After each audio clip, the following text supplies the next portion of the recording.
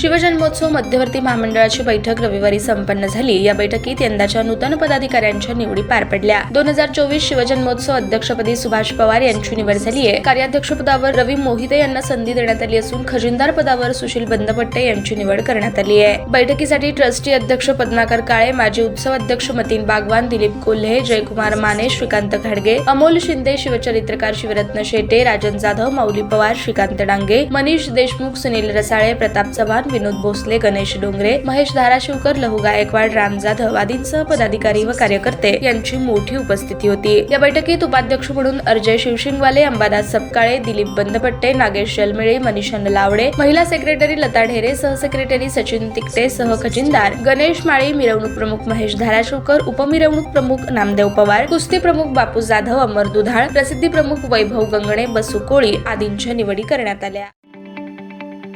ताज्या बातम्या पाहण्यासाठी प्राईम महाराष्ट्र न्यूज चॅनलला सबस्क्राईब करा।